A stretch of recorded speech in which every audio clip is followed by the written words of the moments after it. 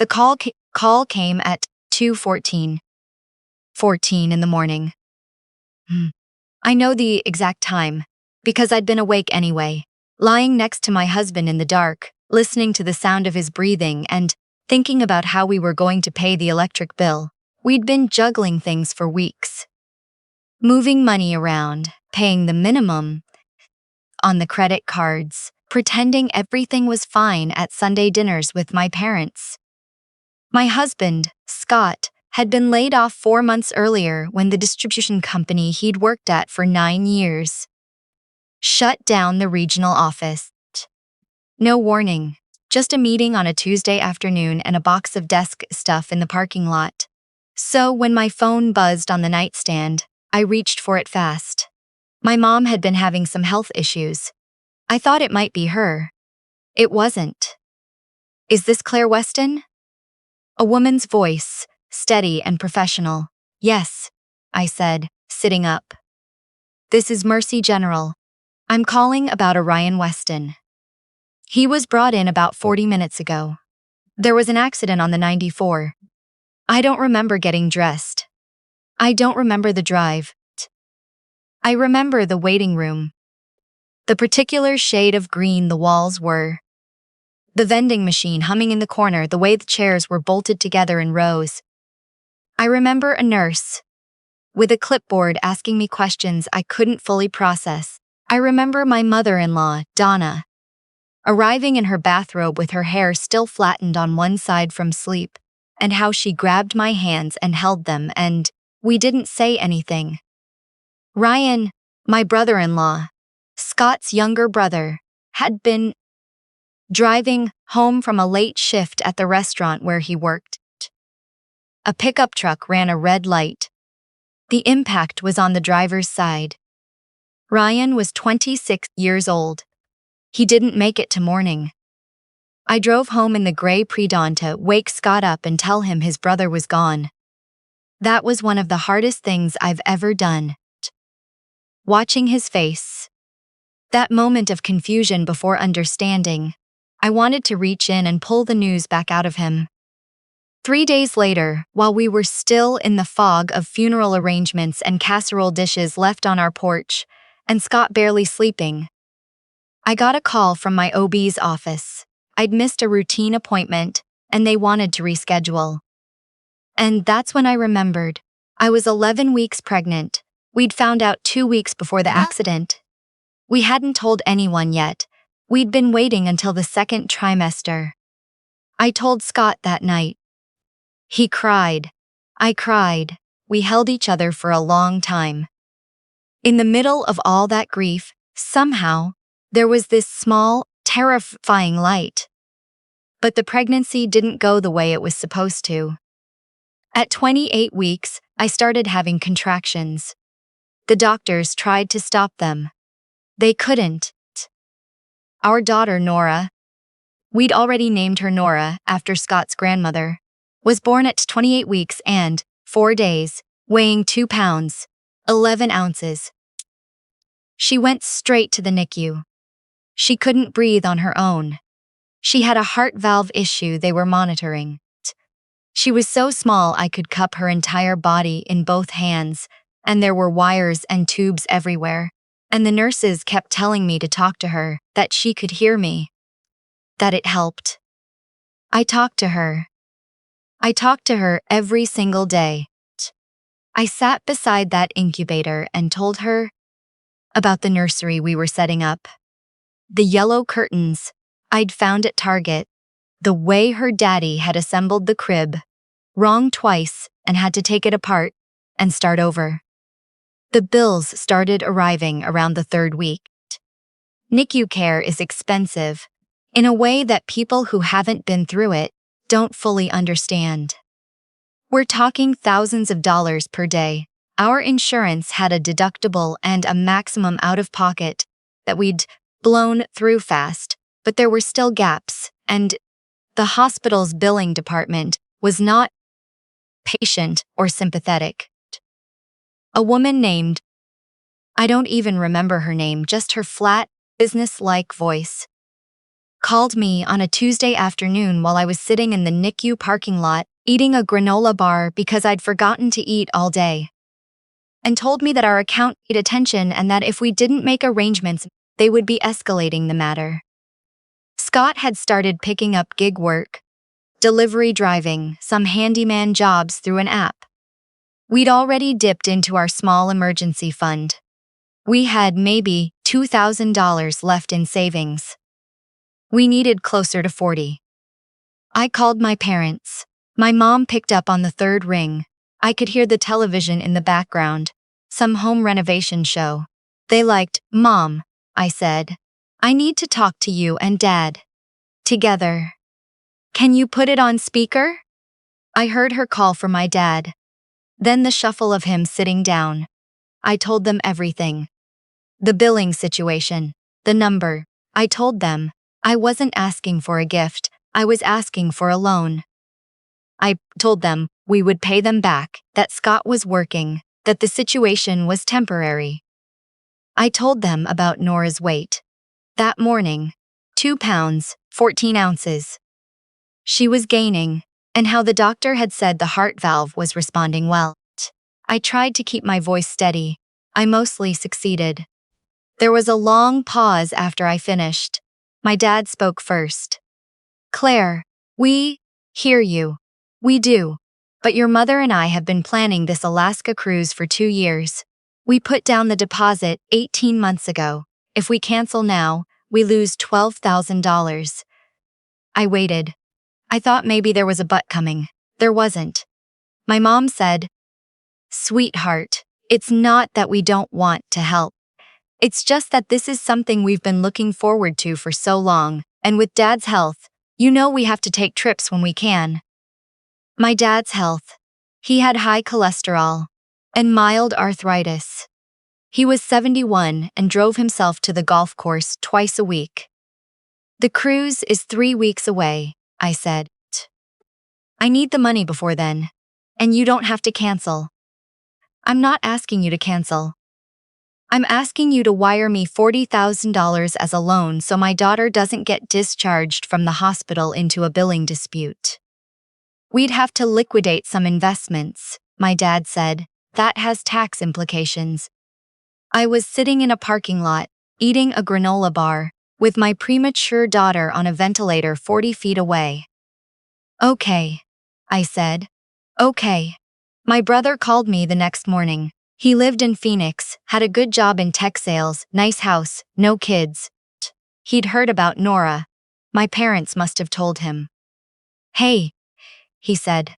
"I heard things are rough." "Yeah," I said. "Listen, I get it, I do. But Mom and Dad are stressed about the cruise thing. You really shouldn't pressure them like that." I held the phone away from my face for a second. I looked at it, then I put it back. "I asked them for a loan," I said. "I'm not pressuring anyone. They're not in a position to just... They have money, Travis. They have retirement accounts and a paid-off house, and investment portfolios. They have money. It's their money, Claire. I know it's their money. That's why I asked to borrow it, instead of expecting them to give it to me." He sighed. That particular sigh. The one he'd been doing since we were kids. The one that said you're being unreasonable without using those words. "Look," he said. "Scott has a mom, right? Have you tried her? She might be in a better position to help." I hung up. Donna was a retired school librarian living on a fixed income in a 2-bedroom apartment. She had given us everything she could. Already, shown up every day, brought food, sat with me in the NICU for hours. She had maybe $300 in her checking account at any given time. My brother knew none of this. He had never asked. Scott and I figured it out the way we figured out everything that year. Quietly, desperately, with a lot of spreadsheets and sleepless nights. A payment plan with the hospital, a small personal loan from our credit union. Scott picked up more shifts. I went back to my remote job when Nora was 6 weeks old, because we couldn't afford for me not to. I sat at my laptop in the NICU family room when I could, worked during her sleeping hours, pumped in the car between tasks. It was not sustainable. We sustained it anyway. Nora came home after 11 weeks. She came home on a Tuesday in April, in a car seat that swallowed her whole, with a knitted hat on her head that the NICU nurses had made. I sat in the back seat next to her for the drive home. I couldn't stop watching her breathe. I didn't call my parents when she came home. I didn't call my brother. The people who had shown up. Donna, my college roommate who'd driven 4 hours twice. 2 of our neighbors, they knew. The rest of them didn't hear from us. My parents called a few times over the following months. I answered twice, had short conversations, didn't offer anything beyond yes and no, and she's doing well. The calls got less frequent. By the following spring, we'd gone 6 months without speaking. I didn't announce it. There was no confrontation, no letter, no ultimatum. I just stopped reaching, and they didn't reach far enough to bridge the distance. My brother texted occasionally. Holiday stuff mostly. I responded with brief, neutral messages. How are you? Good, you? Fine. That kind of thing. We were strangers performing the routine of siblings. Life moved forward. Nora grew. At 1 year old, she weighed 18 pounds and had learned to wave. At 2, she was running. By the time she turned 3, she was talking constantly. Narrating everything she did. Asking why about every single thing she encountered. She was relentless and funny, and I loved her so much it sometimes frightened me. Scott found a job he was actually excited about, managing operations for a small logistics company that was growing fast. Things stabilized. We even bought a house. A small one, a fixer-upper in a good school district, with a backyard, where Nora immediately demanded a playset. We were okay. We were more than okay. I thought about my parents sometimes. Not with anger, exactly, or not only with anger. Mostly with a kind of tired clarity. I understood who they were now. Not who I'd needed them to be, not whose I'd assumed they would be in a crisis, who they actually were, and I had made my peace with the fact that those two things were different. Then, about 7 months ago, my dad had a stroke. My mom called my cell from the hospital. It was the first direct contact she'd initiated in over a year. I answered because whatever had happened between us, I wasn't going to ignore that. He was in the ICU. They were running tests. He was stable, but the situation was serious. I drove to the hospital. I sat with my mom for 3 hours. My brother flew in from Phoenix. We were all in the same room for the first time in years, and none of us said anything real. We talked about the doctors and the tests and the prognosis. We ate bad vending machine sandwiches. We performed family. My dad recovered, mostly. Some weakness on his right side. He needed occupational therapy. He was going to be okay. But the experience had clearly shaken both of them. My mom seemed smaller somehow. My brother seemed distracted, checking his phone every few minutes, excusing himself to take calls outside. I went back to my life. I helped where I could. I made a few calls about in-home PT services, sent some information about Medicare coverage. But I didn't rebuild anything. The ground between us was still the same ground. 3 months ago, my dad had a second stroke. This one was more severe. He did not recover from the second one. He died on a Thursday morning in October, with my mom holding one hand and a nurse holding the other. My brother and I arrived about 20 minutes too late. We stood in the hallway of a hospital floor and didn't know how to be in that moment together. The weeks that followed were difficult in a way I hadn't expected. I'd been distant from my parents for years, by that point, but grief doesn't calculate distance. It just arrives. I cried in the shower. I cried in my car in the school pickup line. I cried once in the middle of making dinner, and Nora came over and patted my leg and said, "It's okay, Mama. Crying is okay," in the most serious voice, and that made me cry harder.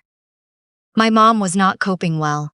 She and my dad had been married 43 years. She didn't know how to be alone in that house. About 6 weeks after the funeral, my brother asked me to meet him for coffee. He said there were some things we needed to discuss. Estate stuff. I went. We sat across from each other in a coffee shop, and he ordered something complicated, and then he put a folder on the table. "I want to be upfront with you," he said, and the moment he said that I knew I should be careful. People who begin sentences with, "I want to be upfront with you," are often not about to be upfront with you. He told me that our parents had updated their estate documents 2 years ago. He told me the estate was substantial. The house, the investments, everything combined, came to just under $1 million.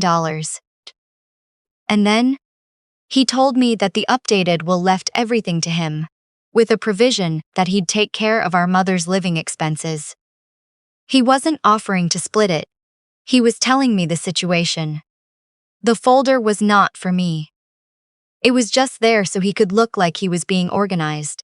I looked at him across that table and I thought about the parking lot. The granola bar. The billing woman on the phone. The way he'd told me not to pressure our parents while my daughter was in the NICU.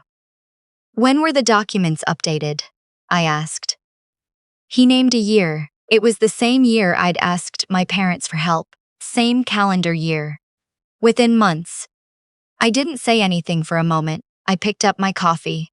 I set it down. "I appreciate you telling me," I said. He looked slightly relieved, which was interesting. "I knew you'd understand."